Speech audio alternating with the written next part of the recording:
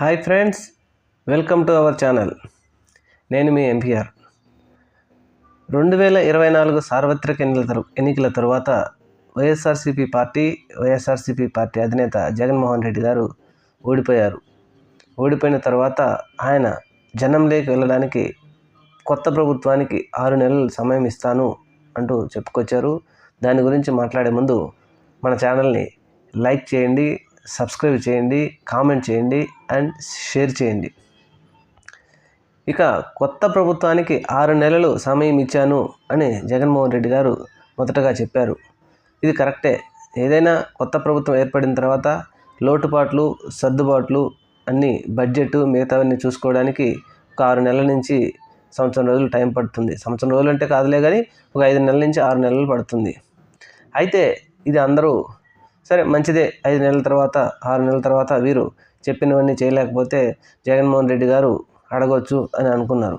అయితే 45 రోజుల లోపే జనంలోకి వెళ్ళటానికి దారి చూపించిన ఎన్డీఏ సర్కార్, కూటమి ప్రభుత్వం.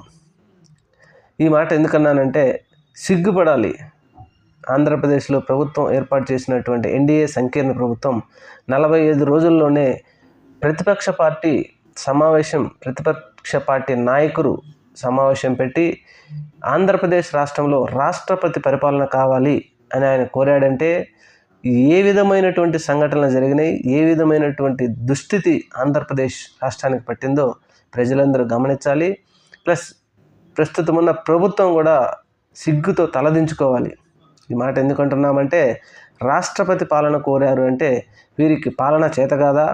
ఎన్నో సంవత్సరాల 3 సార్లు ముఖ్యమంత్రి అని చెప్పుకున్నటువంటి చంద్రబాబు నాయుడు గారు మరి 4వసారి అధికారం వచ్చిన తర్వాత ఈ విధంగా ప్రతిపక్ష పార్టీకి సంబంధించినటువంటి కార్యకర్తలను చూస్తే ఓర్వలేక, జగన్మోహన్ రెడ్డి గారి పేరు చెప్తేనే వినలేక ఆయన గడగడలాడిపోతున్నారు.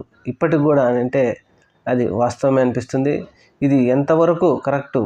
కొన్ని వందల కుటుంబాలు ఆంధ్రప్రదేశ్ నుంచి వెళ్ళిపోయాయన్నప్పటికి కానీ, మైనర్ బాలికల మీద జరుగుతున్నటువంటి హత్యలు కానీ, రోజు రోజుకు నడి రోడ్డు మీద వారి పార్టీ నాయకులను నరుకుతున్నారంటే మరి వారు ఇది ఏమి హేమాహేమే చర్యో చంద్రబాబు నాయుడు గారికి తెలియాలి.